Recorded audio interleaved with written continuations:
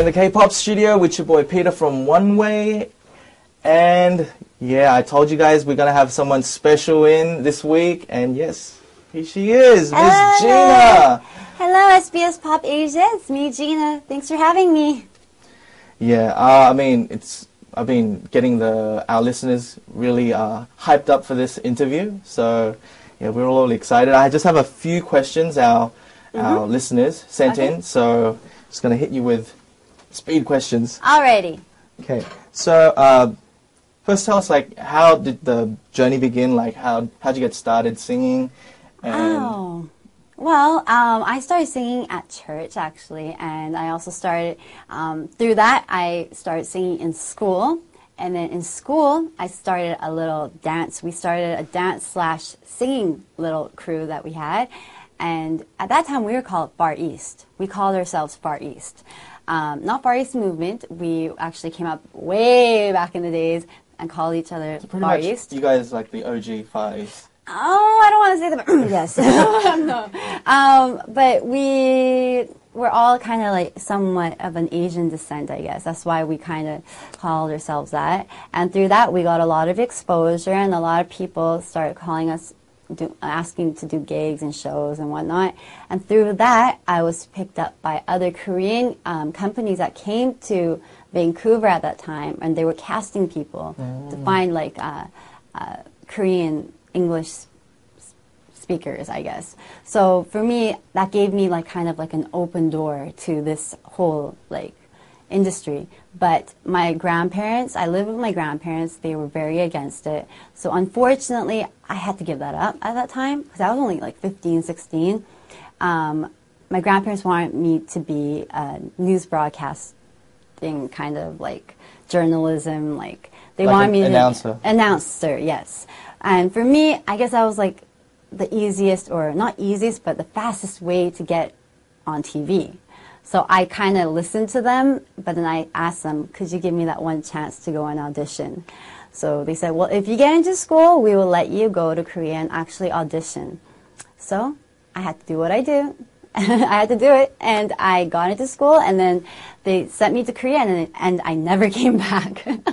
It's like you just took that one leap of faith, and that was it. I'm not turning back. I'm just going to do it. It was 7 years. I left, and they're like, when are you coming home? It's been 4 years. Oh, just give me one more year. And then I kind of kept going at it, and it was like 7 years, and they're like, are you ever going to come out? And I said, I don't know. I should be debuting soon. So, like, during those 7 years, how did you, like, keep pushing yourself to fulfill your dream? Like, I'm gonna make it someday. What was the mentality? How'd you get through those hard times? Because I'm pretty sure, like being a solo artist, still you have, I guess, it's different for when you're in a group and when you're doing solo. So how do you get by those times?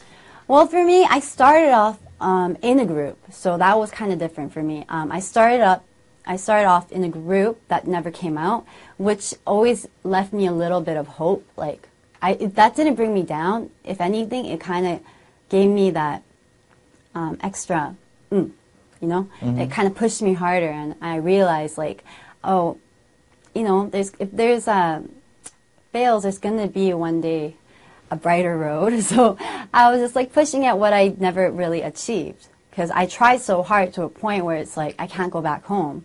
Because everyone asks me, when are you coming out? When are you coming out? When are you coming out? So it's like, oh, I don't want to go back home yet. Because I have nothing to say.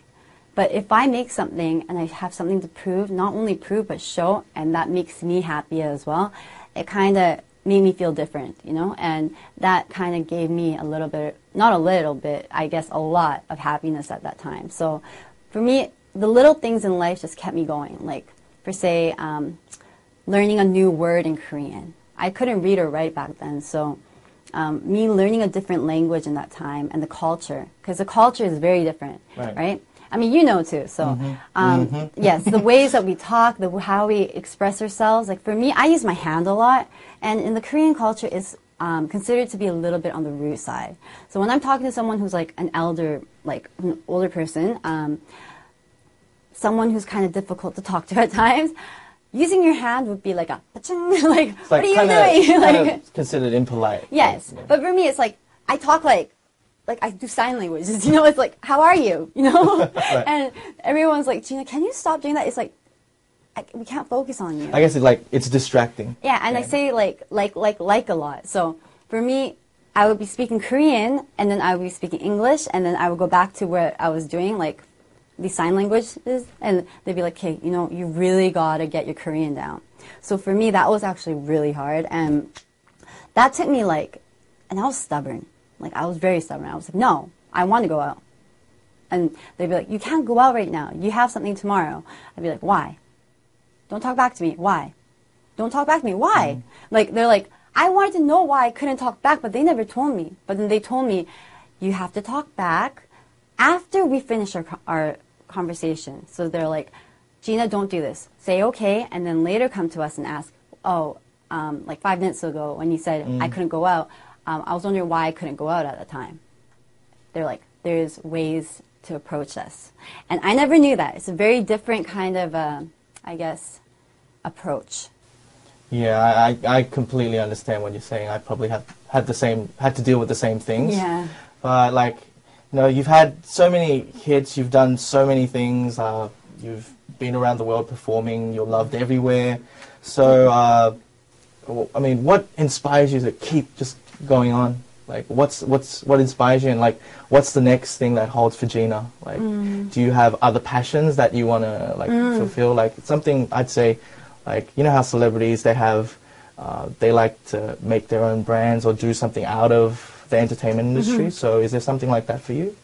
For me, it's always been that people, when I'm on stage, that's what keeps me going. And it's like addicting, like literally, you know it. It's like addicting. And once you know that feeling, it's like you can't ever get out of it. If anything, you want more. So it's not even the fact I'm on TV or I do this many commercials or how much money I make that's in my account. It's more so like when you're on stage, that adrenaline, you know, that drive that you get, it's like, oh my gosh, I hope it keeps going, you know?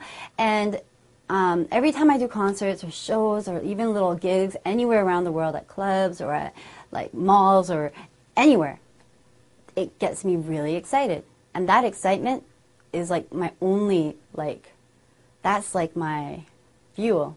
You know what, like, seeing that you mentioned the excitement that you get when you're performing, Yeah.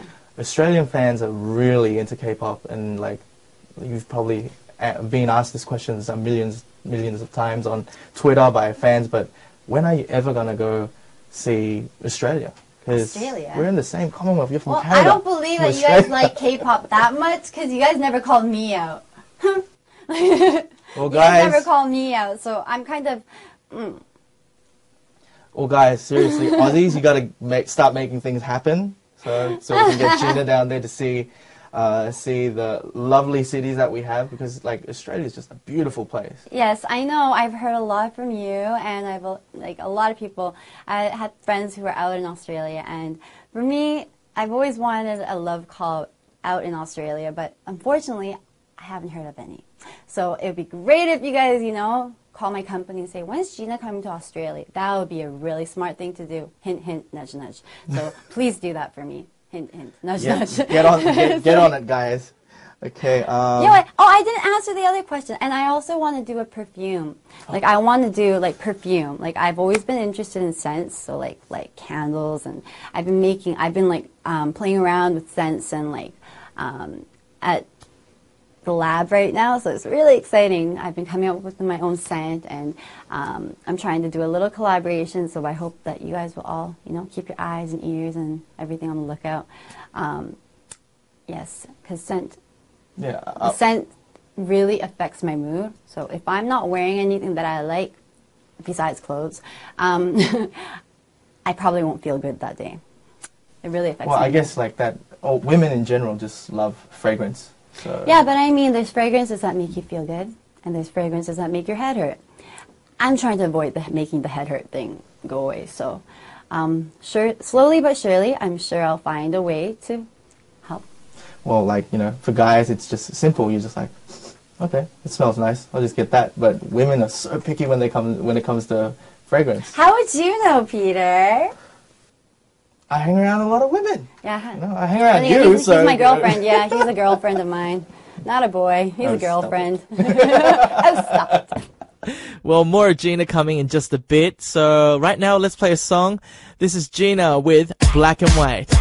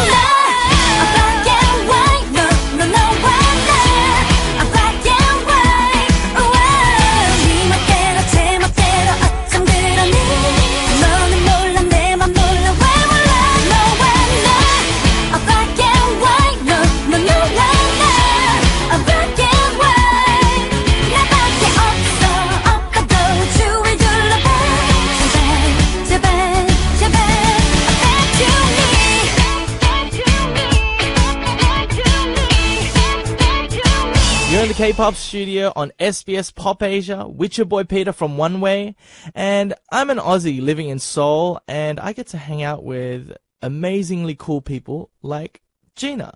So, coming back to the interview. Okay, is there a specific song that you're into right now? Oh my gosh. Pentatonics. The a cappella team. Actually, I've been listening to their album, and I actually just recently, unfortunately, found out about them. And for me, it was a really good chance for me. It was like not eye candy, but ear candy. It was like, ooh, what's this? I haven't heard this before. And they're amazing. They're so good. I never knew that. And they were in Korea actually recently. So for me, that was like, oh man, I missed it. But I mean, I heard from people, they said it was amazing. It was so good. So for me, it's kind of like on my playlist, I've been putting their songs in because they do all these remakes as well. So it's like amazing. That gave me a lot of ideas. Okay. It is well known to the fans that you love pets. You have a few dogs. Yes.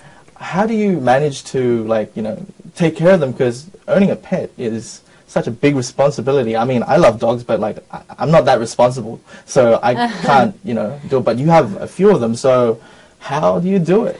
So pets, a lot of people who have that kind of mindset where it's like they're accessories, they think they're cute, so you go buy one and you have them around you, and then they become a pain in the butt sometimes, because I mean, even little kids, while they're growing up, they go through their adolescent years, and with dogs, it's always going to be like that, and if you're not going to be able to accept the fact that they are only, I was going to say human, but it's not human, so they're like, you know, they're dogs, like, they do dog-like things. So you have to understand that and accept that, and also take the time and effort, no matter how tired you are. And you have to make sure the responsibility is really in your hands. You have to take the time, like, to love them, to care for them, because they know when they're feeling neglected. So you have to show. They have emotions. Yeah, of course they have emotions, and they show that a lot. And if you ignore that and neglect that, you will never be able to, you should never even think of taking care of a dog. Just looking at it makes you happy. That's not enough to take care of a dog. So for me, I take that, I think it's because like for a long time I didn't, like, well for a while, like I haven't had a boyfriend either, right? So for me it's like, maybe that was the number one reason why, maybe. So maybe one too many, my mom says, you and your dogs, that's why you don't have a boyfriend right now. Like, my mom's like, when are you ever going to get married? Like, I'm always looking at my dogs. It's okay, I'm married to my dogs. My mom's like, that's not what I want to hear from you. So for me, I mean, right now I only have one puppy right now. My mom has allergies and she recently moved in with me. So it's like, my mom was like, G.NA, I'm so sorry, I'm dying. I'm like, okay. So my dog that was called Rabbit and Toki, right? Yeah, Toki. Yeah, I named my dog Rabbit. It's because it had big ears. Yeah, rabbit ears. So my dog's name is Rabbit. He's a French bulldog. I had a poodle, Goldie, and then I had Chorin. He was a Yorkshire Terrier. I also had my Maltese, my little one, Pebbles. So we had it was like a dog house. Yeah, I've been there many times. My life was a dog. Yeah. Okay, final question. There's a lot of people out there who want to become artists, aspire to be like someone like you, like the next G.NA. Is there any advice or tips that you would like, that G.NA personally would want to tell those people that want to aspire to be just like you in the future? Yeah, there's a lot of things I want to say, but I mean, the main points are to always be optimistic about any situation you're in. So no matter how many doors are slammed in your face, no matter how many times you're put down, no matter how, like, you know, weak you are or how sick you are or, like, how much you miss your family, like me, if you're away in Korea, you've got to make sure that all the stuff, all the obstacles you're going through, it's only going to make you stronger, and it will become a lesson in life, for sure. And through that lesson, you will get something. You will achieve something much more than that. But the moment you back down and look upon that, if you look back, you might not get to where you have to be. So you've got to just keep looking in front and not look behind, not look to the sides, but only right in the front. And you got to keep running and running and running and, you know, go at it. Because if you don't try, you'll never know. And if you don't know, you'll always regret. And it's sad if you regret. So you should always try and keep your head up, be optimistic, and remember that you always remember what your dream is. And that will keep you motivated and going. Yep. So all you guys who aspire to be like G.NA one day, you know, you heard it from her. So keep that positive thought, and, you know, everything happens for a reason. I keep saying this on my show, but, you know, that positive thought and that drive's going to really take you further on down the track. You know, G.NA, thank you so much for joining us in the K-pop studio. No problem, thanks. And just, you know, we've got to hang out sometime. We've got to go bowling. Yes, we got to go bowling. And I mean, show lots of love for SBS Pop Asia. I love you guys. I hope to see you guys in Australia. And make sure you guys tune in every week, every day, anytime of the day. Yo, I rhymed. Okay, love you guys. Okay, we'll see you another time then, Okay, Gina. bye. Bye, 사랑해요. guys. Bye. And guys, that was G.NA, and I just have to say thanks to her once again for stopping by. And just like me, I'm pretty sure there's a lot of G.NA fans out there who are anticipating her comeback this year. So, we'll keep you updated.